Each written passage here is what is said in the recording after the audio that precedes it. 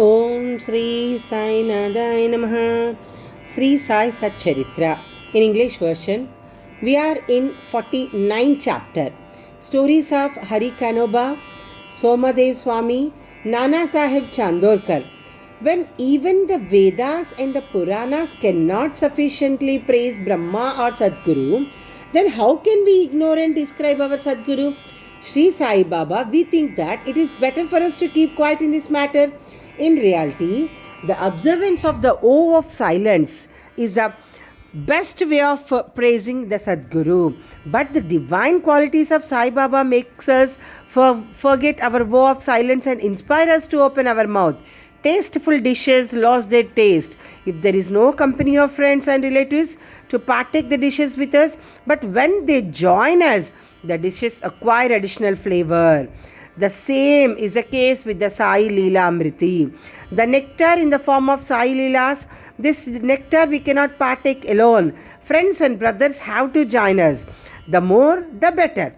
It is Sai Baba himself who inspires these stories and gets them written as he desires. Our duty is to surrender completely to him and meditate on him. Practicing penance is better than pilgrimage. Woe, sacrifice and charity. Worshipping Hari is better than penance. And meditation on the Sadguru is the best of all. We have therefore to chant Sai's name, think over his sayings in our mind, meditate on his form, feel true love for him in our heart, and do all our actions for his sake.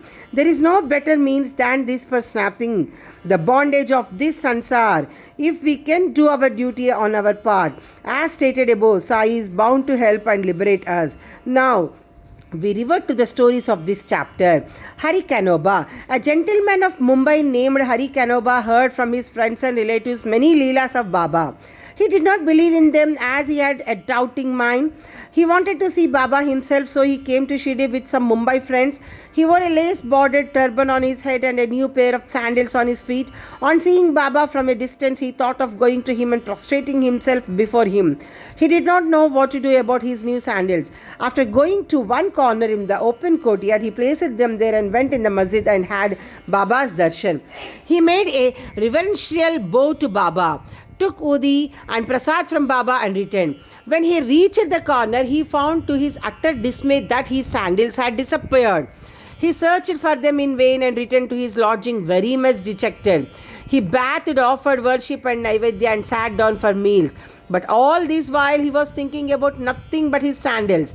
After finishing his meals, he came out to wash his hands when he saw a Maratha boy coming towards him. He held in his hand a stick at the end of which was hanging a pair of new sandals. He said to the men who had come out to wash their hands that Baba sent him with this stick in hand and asked him to go on the streets crying Hari ka beta, Jari ka peta, and that if anybody claims these sandals, first assure yourself that his name is Hari and that he is the son of Ka, that is Kanoba, and that he wears a lace-bordered turban, and then give them over to him. On hearing this, Hari Kanoba was pleasantly surprised. He went ahead to the boy and claimed the sandals as his own. He said to the boy that his name was Hari and that he was the son of Ka, and showed him his lace-bordered turban. The boy was satisfied and returned the sandals to him. Hari Kanoba wondered in his mind that his lace-bordered turban was visible to all, and Baba might have seen it. But how could he know that his name was Hari and that he was a son of Kanoba? As this was his first trip to Shirdi, he came there with the sole object of testing Baba and with no other motive. He came to know by his incident that Baba was a great Satpurush. He got what he wanted and returned home well pleased. Somadev Swami. Now hear the story of another man who came to try Baba. Baji, brother of Kaka Sahib Dikshit, was staying at Nagpur. When he had gone to the Himalayas in 1906, he made an acquaintance with one Somdev Swami of Haridwar at Uttar Kashi down the Gangotri valley. Both took down each other's names in their duties and in their diaries. 5 years later, Somdev Swami came to Nagpur and was Baiji's guest. There he was pleased to hear the Leelas of Baba and a strong desire arose in his mind to go to Shirdi and see him. He got a letter to introduce from Baji and left for Shirdi. After passing Manmad and Kopargam, he took a tonga and drove to Shirdi. As he came near Shirdi, he saw two flags floating high over the masjid in Shirdi. Generally, we find different behavior, different mode of living, and different outward paraphernalia with different saints, but these outward saints should never be out standards to judge the worth of a saint. But with Somdev Swami, it was different. As soon as he saw the flags flying, he thought, why should a saint take a liking for the flags? Does this denote sainthood? It implies the saint's hankering after fame. Thinking thus, he wished to cancel his Shirdi trip and said to his fellow travelers that he would go back. They said to him, then why did you come so far? If your mind became restless by the mere sight of the flags, how much more agitated would you be on seeing the Rath, the palanquin, the horse, and all other paraphernalia in Shirdi? The Swami got more confounded and said, not sadhu with horses, palanquins and tom-toms have I seen, and it is better for me to return than visit such a sadhu. After saying this, he started to return. The fellow travelers pressed him not to do so, but to proceed. They asked him to stop his inconsistency way of thinking and told him that the sadhu, that is Baba, did not care a bit for the flags and other paraphernalia, nor for the name. It was the people, his devotees, who kept up all this paraphernalia out of love and devotion to him. Finally, he was persuaded to continue his journey, go to Shirdi and see Baba. When he went and saw Baba from the courtyard, he melted inside. His eyes were full of tears. His throat was choked and all his evil and crooked thoughts vanished. He remembered his Guru saying that is our abode and place of rest, where the mind is most pleased and settled. He wished to roll himself in the dust at Baba's feet, and when he approached Baba, the latter got wild and cried loud, let all our hanging be with us. You go back to your home. Be aware, if you come back to the masjid again, why take the darshan of one who flies a flag over his masjid? Is this a sign of sainthood? Remain here not a moment. The Swami was taken back by surprise. He realized that Baba read his heart and spoke it out. How omniscient he was. He knew that he was least intelligent and that Baba was noble and pure. He saw Baba embracing somebody, touching someone with his hand, comforting others, starting kindly at some, laughing at others, giving Udi Prasad to some, and thus pleasing and satisfying all. Why should he alone be dealt as so harshly? After thinking his inner thought and thought that he should take a lesson from this and to say that later on his faith in Baba was confirmed and he became a staunch devotee of Baba. Nana Sahib Chandorkar.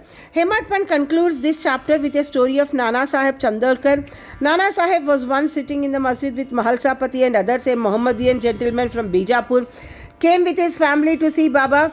On seeing veiled with him, Nana Sahib wanted to go away, but Baba prevented him from doing so. The ladies came and took the darshan of Baba. When one of the ladies removed her veil for saluting Baba's feet, Nana Sahib, who had a glimpse of her face, was so much smitten with her beauty that he wished to see her face again. Knowing Nana's restlessness of mind, Baba spoke to him after the lady had left the place. Nana, why are you getting agitated in vain? Let the senses do their allotted work or duty. We should not meddle with their work. God had created this beautiful world and it is our duty to appreciate its beauty. The mind will get steady and calm slowly and gradually. When the front door was open, why go by the back one? When the heart is pure, there is no difficulty whatsoever. Why should one be afraid of anyone? If there be no evil thought in us, the eyes may do their work. Why should you feel shy and tottering? Shama was there and he could not follow the meaning of what Baba said. So he asked Nana about this on their way home. Nana told him about his restlessness at the sight of the beautiful lady. How Baba knew it and advised him about it, Nana explained Baba's meaning as follows: that our mind is fickle by nature. It should not be allowed to get wild. The senses may get restless. The boy, however, should be held in check and not allowed to be impatient. Senses run after objects of desire, but we should not follow there and crave for them. By slow and gradual practice, restlessness can be conquered. We should not be swayed by the senses, though they cannot be completely controlled. We should curb them rightly and properly according to the need of the occasion. Beauty is the subject of sight. We may fearlessly look at the beauty of objects. There is no room for shyness or fear. Only we should never entertain evil thoughts, making the minds desireless. Observe God's works of beauty. In this way, success will be easily and naturally controlled. And even in enjoying objects, you will be reminded of God. If the other senses are not held in check, and if the mind be allowed to run after objects and be attached to them, our cycle of births and deaths will not come to an end. With Vivek as our charioteer, we will control the mind and shall not allow the senses to go astray. With such a charioteer, we reach the Vishnu Pada, the final abode, our real home from where there is no return. Om Shri Sai. Bol to Shri Sai, peace be to all. Om Sri Sai Nadaya Namaha. Om Sri Satguru Sainath Maharaj Ki Jai. Aarti. O Sai Baba, we have lights to before you, the bestower of happiness to the jivas. Give us your servants and devotees rest under the dust of your feet. Burning desires. Om Sai Ram.